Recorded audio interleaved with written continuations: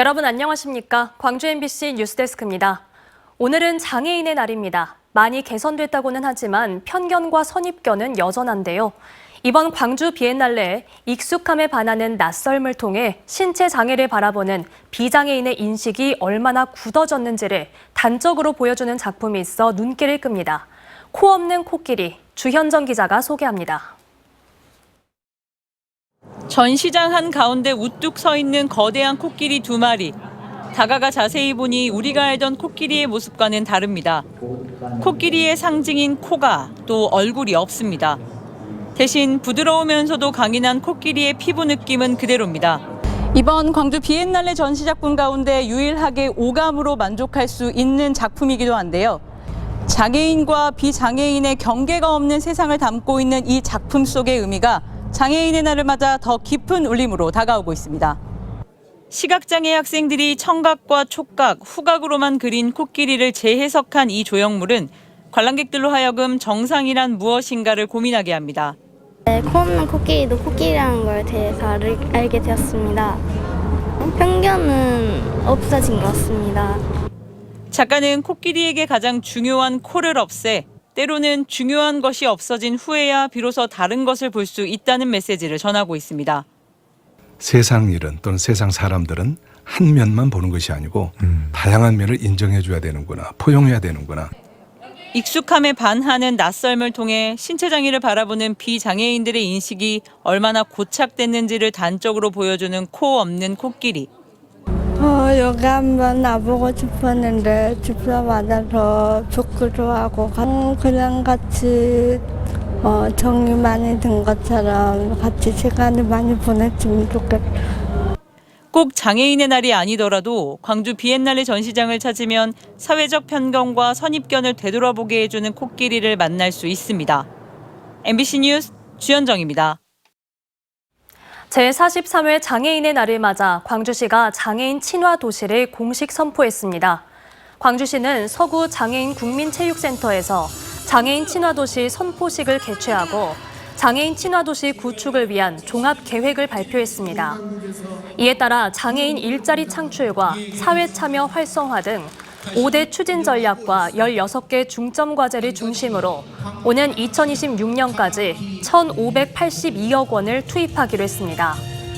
또 장애인 친화도시 조성 지원 조례가 제정돼 장애인들을 위한 지역사회를 조성할 계획입니다.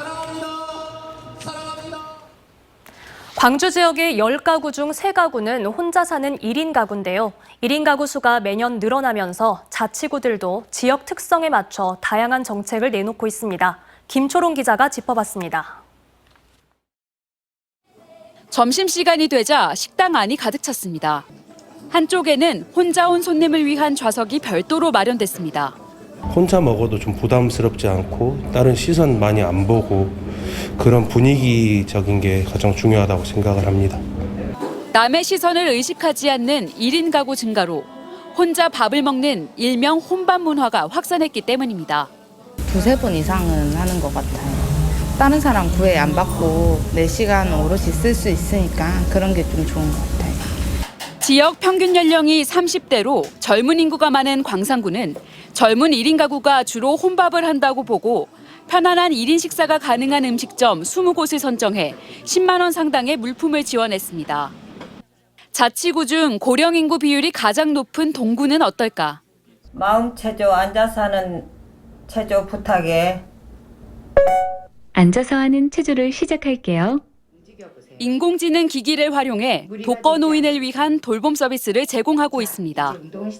혼자 있고 적적할 때 노래도 들을 수 있고 또 비 오는 날 같은 날은 운동을 못 하니까 집에서 체조를 할 수도 있고. 북구는 여성 1인 가구에 홈카메라 등 범죄 예방 장치를 지원합니다. 광주 지역의 1인 가구 수가 매년 증가하면서 나이와 성별 등 대상자의 특성을 고려할 뿐 아니라 정서적 지원까지 고려하는 사업이 진행되는 겁니다. 광주시는 올해 1인 가구 특성화 사업 공모를 통해 4개 자치구에 2억 원을 투입하기로 했습니다. 1인 가구를 위한 정책이 세분화되는 만큼 꼼꼼한 사업 관리와 정책 효과 분석 등이 동반돼야 될 것으로 보입니다. MBC 뉴스 김초롱입니다. 경기도 성남에서 일어났던 다리 붕괴 사고로 안전에 대한 우려가 더 커지고 있습니다. 광주에도 정자교와 유사한 형태로 지어진 외팔보 방식의 다리가 33개 있는 걸로 나타났는데요. 임지은 기자가 긴급 점검해봤습니다. 보행로가 주저앉아 한 명이 숨지고 한 명이 다쳤던 성남의 정자교. 무심코 도로 곳곳의 시설물들을 지났던 시민들은 정자교 붕괴 사고 이후 혹여 비슷한 사고가 나진 않을까 걱정이 앞섭니다. 매일같이 다니는 길인데 가면 갈수록 부식화가 더 많이 되어 있는 것 같아요. 시민들은 그 불안감 속에 살고 있는 것 같습니다. 광주에도 정자교와 유사한 형태로 지어진 다리가 30개가 넘습니다. 시민들의 통행길은 안전할지 전문가와 함께 한번 점검해봤습니다. 붕괴된 정자교와 유사한 구조를 가진 다리 밑으로 한번 내려와 봤습니다. 보시는 것처럼 보행로의 3분의 1 정도는 밑에 하중을 받쳐주는 기둥이 없는 상태입니다. 기둥이 없이 한쪽으로 하중이 몰리는 외팔보 공법이라고 불리는데 외팔보 모양의 다리는 광주에만 모두 33개소가 있습니다.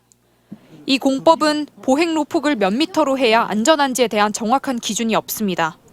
특히 붕괴된 정자교의 경우 보행로의 철근이 일직선으로 심겨 있어 하중을 견디지 못한 것으로 추정되는데 일단 완공이 되면 현재 점검 기술로는 계획대로 철근이 잘 시공됐는지 살펴보기가 어렵다는 문제가 있습니다. 그렇기 때문에 33곳 모두 안전 점검에서 합격점을 받았지만 마냥 안심할 수만은 없습니다. 점검 결과는 특이사항이 없었습니다. 생활 속의 위험 요소, 이 다리 등 집중 점검하는 기간을 저희들 설정해서 운영을 할 계획입니다. 광주시는 기존 안전점검과 별개로 정자교와 비슷한 형태의 노후 시설물을 집중적으로 살펴본 뒤 긴급 보수가 필요한 시설부터 위험 요인을 해소하겠다는 방침입니다. MBC 뉴스 임지은입니다. 어제 뉴스에서 전라남도 조직 개편안 관련 소식 전해드렸는데요. 이 개편안을 두고 전남 동부 지역의 반발이 확산하고 있습니다. 전라남도가 급하게 진화에 나섰지만 지역 정치권에서는 재검토를 요구하는 목소리가 나옵니다. 보도에 문형철 기자입니다.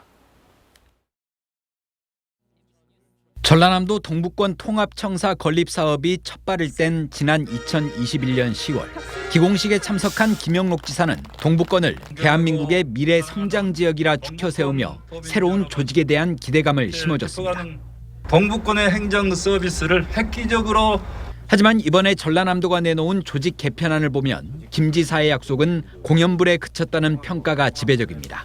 개편안을 수용할 수 없다는 입장도 동부권 도의원들을 중심으로 빠르게 번져나가고 있습니다. 흔쾌하게 받아들이는 분들이 없어요. 기존의 의견들을 좀 내봐야죠. 상당히 불만이 이쪽 동부권에서 많이 터져나오니까요. 여기서는 다 못 받는다고 하고 있죠. 논란이 확산하자 전라남도는 아직 확정된 것은 아니라며 불만을 잠재우는 데 주력하는 분위기입니다. 한 번에 끝나는 게 아니거든요. 이게 확률이 특성화다운 걸 주장할 거고 주장해야 되겠죠. 하지만 지역 국회의원들 사이에서도 반발이 터져나오고 있습니다. 기존의 환경산림국을 쪼개 부서 개수 맞추기에 급급했고 행정 수요가 많고 지역사회가 지속적으로 요구했던 부분들이 반영되지 않았다는 겁니다. 지역 정치권은 동부권의 핵심 기능을 뒷받침할 수 있느냐가 중요하다는 점을 거듭 강조하며 개편안 재검토를 요구하고 나섰습니다. 공약 내용이라도 지켜질 것을 믿고 도지사님을 지지했던 거 아니겠습니까? 그런데 지금 발표된 내용은 공약과 다른 겁니다. 관광의 중심지기도 하고 경제의 중심지기도 한데 이런 것들을 좀 살릴 수 있는 조직들이 좀 전향적으로 와서 조직 개편안을 공식적으로 입법 예고한 전라남도는 각계의 의견을 수렴해 최종안을 마련한 뒤 의회에 제출하겠다고 밝혔지만 다시 한번 불거진 동부권 소외론과 지역사회의 반발을 잠재우기는 쉽지 않아 보입니다. MBC 뉴스 문형철입니다. 순천만 국제정원 박람회장에는 새로운 콘텐츠와 함께 또 나라별 특성을 살려 꾸민 12곳의 국가정원이 있는데요. 박람회 개최를 맞아 기존과는 다르게 꾸민 3개의 정원의 모습을 강서영 기자가 소개합니다. 풍차엽 튤립들이 저마다의 빛깔을 뽐내고 있습니다. 네덜란드의 문화적 특징을 반영해 꾸민 네덜란드 정원입니다. 10년 전 박람회에 비해 면적은 2배 넓어졌고 튤립 모양의 조경 방식도 새로 적용해 더 화사해졌습니다. 또 다른 세계 정원 중 하나인 튀르키예 정원. 튀르키예가 네덜란드보다 먼저 튤립을 길렀다는 역사적 사실에 착안해 이곳도 튤립 군락을 넓혔습니다. 튤립이 독특한 양식의 건물과 어우러져 색다른 분위기가 풍겨나옵니다. 네덜란드 가서 꼭 튤립이랑 지금 계절이니까 사진을 꼭 찍고 와야 되겠다. 이제 차차 이제 둘러보려고 하는데 기대하고 있어요. 박람회를 맞아 기존의 세계 정원도 새 단장을 마치고 관람객들을 맞이하고 있습니다. 스페인 정원은 궁정의 분위기를 살린 회랑과 분수대를 새로 설치해 웅장한 분위기를 더하고 있습니다. 또 영국 찰스 3세 국왕의 이름을 딴 영국 정원은 기존의 정원 출입로에 있던 계단을 없애 몸이 불편해도 쉽게 출입할 수 있도록 했습니다. 미국 정원과 프랑스 정원 등 다른 정원들도 조경을 변경하고 꽃식재를 확대했습니다. 꽃이랑 같이 사진도 찍고 저기 바위에도 올라갔어요. 상큼해져요. 왜 상큼해져요? 네? 여기 자연 환경이 너무 좋아서요. 각 나라의 개성을 살린 세계 정원들이 10년 만에 다시 열린 정원 박람회를 맞아 새 단장하면서 색다른 매력을 발산하고 있습니다. MBC 뉴스 강서영입니다.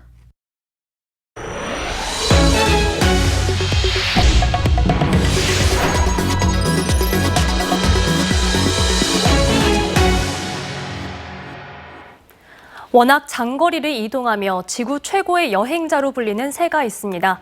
이 큰 뒷부리 도요떼가 목포 갯벌에서 포착됐습니다. 호주에서 부착한 표식도 확인됐는데 무려 6,700km를 넘어 날아왔다는 증거입니다. 김진선 기자가 취재했습니다. 한 무리의 새들이 하늘로 날아오르며 아름다운 군무를 선보입니다. 알래스카를 떠나 태평양을 횡단하는 국제적 보호종 큰 뒷부리 도요입니다. 목포 갯벌을 찾은 큰 뒷부리 도요 60여 마리가 MBC 카메라에 포착됐습니다. 굴 껍데기 위를 거닐며 먹이를 찾는 큰 뒷부리 도요 다리 한쪽에 가락지처럼 생긴 청록색 표식이 보입니다. 철새들의 이동을 연구하기 위해 국가별로 지정된 표식을 사용하는데 오른쪽 다리 위의 청록은 호주 퀸즐랜드의 표식입니다. 40cm 남짓한 작은 몸으로 호주에서 목포까지 날아왔다는 뜻입니다. These godwits coming here to Korea on a non-stop flight that takes 7 days from Australia or New Zealand. They stay here for 6 weeks roundabout and then they move on another non-stop flight. 큰 뒷부리 도요는 알래스카와 호주 사이를 오가며 일평생 장거리 여행을 하는데 중간 기착지로서 서남해안 갯벌을 찾습니다. 호주 표식을 단 큰 뒷부리 도요가 목포에서 확인된 건 이번이 처음입니다. 그 번호에는 그 큰 뒷부리 도요의 모든 정보들이 다 담겨져 있습니다. 그래서 회신이 오면 이 큰 뒷부리 도요가 어디서 언제 달았는지 그리고 이동 경로는 어떻게 되는지 정확하게 규명이 될 것 같고요. 표식이 부착된 큰 뒷부리 도요가 발견되면서 변화하는 철새들의 이동 경로는 물론 기착지 갯벌 등에 대한 보호 방안 연구에도 큰 도움이 될 것으로 기대됩니다. MBC 뉴스 김진선입니다. 광주와 목포, 여수 MBC가 함께 만드는 시사 토론 프로그램인 MBC 시사 용광로가 오늘 밤 호남 지역의 가뭄을 주제로 두 번째 방송을 이어갑니다. 오늘 밤 9시부터 생방송으로 진행되는 시사 용광로에서는 50년 만의 가뭄, 해법은 이라는 주제로 김준하 광주 과교원 교수와 박창근 가톨릭 관동대 교수, 서삼석 의원과 김신남 전라남도 도민안전실장이 출연해 호남 지역에 유례없는 가뭄의 원인과 해법을 토론합니다. 호남 MBC 3사가 함께 만드는 시사 용광로는 한 달에 한 번 광주 전남 지역의 주요 의제를 놓고 토론하고 있는데 유튜브를 통해서도 볼 수 있습니다. 최근 MBC가 연속 보도한 전남도청 사무관리비 예산 은밀한 관행이 한국기자협회의 제391회 이달의 기자상 지역 취재 보도 부문 수상작으로 선정됐습니다. 목포 MBC 김진선, 박종호, 양현승 기자가 취재한 해당 보도는 전남도청 행정 업무를 위해 책정된 사무관리비 예산 일부가 전남도청 매점을 통해 사적 용도로 유용되고 있다는 의혹에 대해 연속 보도를 했고 이에 대해 현재 전라남도 감사와 경찰 수사가 이어지고 있습니다.